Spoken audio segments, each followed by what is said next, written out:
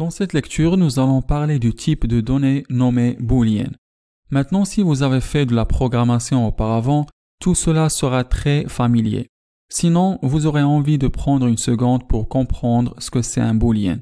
Les booléens sont basés sur la prise des décisions. La prise des décisions est une fonctionnalité puissante de JavaScript et sa capacité à effectuer des actions différentes en fonction du résultat d'une condition. La condition doit être vraie ou faux. En termes informatiques, true et false sont connus comme des booléens. Ils sont nommés pour George Boole. Il était un mathématicien anglais du 19e siècle qui a développé ce qu'on appelle l'algèbre booléenne, qui utilise deux valeurs, 0 pour faux et 1 pour vrai. Cela a placé les bases pour les 1 et les 0 qui renforcent la logique informatique moderne. En JavaScript, des valeurs booléennes peuvent être explicites ou implicites. Tout d'abord, jetons un coup d'œil aux valeurs booléennes explicites. Il y a seulement deux, les mots-clés true et false. True pour vrai et false pour faux. Il ne peut pas être n'importe quoi d'autre. C'est soit que ce soit true ou false. Une chose à noter est qu'il doit être orthographié exactement comme cela, tout en minuscules. Et oui, correctement orthographié pour que JavaScript sache que vous dites true et false. Si vous écrivez true avec un T majuscule, JavaScript va penser que vous voulez chercher à utiliser une variable par ce nom. Ce qui d'ailleurs, parce qu'il est semblable à un type existant, vous ferez vraiment mieux d'éviter de nommer n'importe quelle variable true. De même, true en majuscule ne va pas fonctionner non plus. Aucun de ceux-ci vont fonctionner, seulement tout en minuscule pour les deux. Maintenant, les booléens sont importants, car ils sont votre façon d'obtenir des réponses de vos programmes sur l'état du monde de votre programme. Essentiellement donc, vous pouvez poser des questions sous la forme de « est-ce que cela est vrai ?» ou bien « est-ce que cela est faux ?» C'est une des questions que JavaScript peut répondre pour vous sans que vous aurez besoin de faire un tas de travail supplémentaire.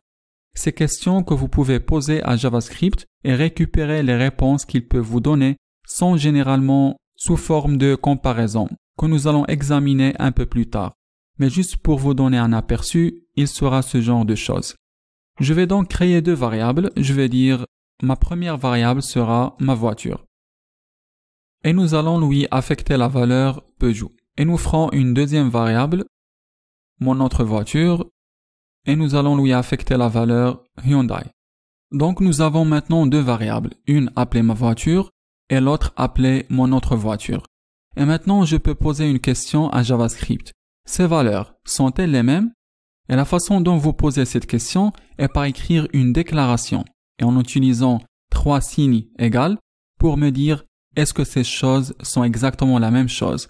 Et JavaScript renvoie false. Donc, il connaît les valeurs de ces deux variables et il peut me dire si elles sont les mêmes. Alors maintenant, si je change mon autre voiture à Peugeot, comme ceci, et je pose la même question, et je reçois true. Maintenant, nous allons examiner la comparaison un peu plus tard, comme je l'ai dit. Juste noter que l'affectation d'une valeur à une variable se fait avec un seul signe égal. Et puis les comparaisons sont effectuées en utilisant 3 ou bien dans certains cas en utilisant 2. Alors voilà le genre de questions que nous allons poser à JavaScript et sans aucune écriture de code, il peut me donner ses réponses et il me donne la réponse sous la forme d'une valeur booléenne. En addition des mots-clés booléens explicites true et false, JavaScript prend en charge le concept des booléens implicites. Parfois, vous allez entendre que ces-ci sont référés comme des valeurs falsy et truthy. Manipuler les valeurs falsy et truthy peut être un peu bizarre. Quand nous disons qu'une valeur est truthy dans JavaScript, nous ne voulons pas dire que la valeur est vraie. Plutôt, ce que nous voulons dire, c'est que la valeur contraint à vrai quand elle est évaluée dans un contexte booléen. Examinons ce que cela signifie. Je vais utiliser l'objet booléen, qui est une autre façon de créer une valeur booléenne.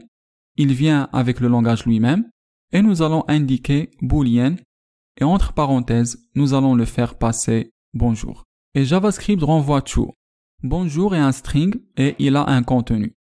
Donc, en le transmettant à la fonction booléenne, il sera converti à true. Que diriez-vous d'un string vide? est-ce que cela va être converti à true ou false?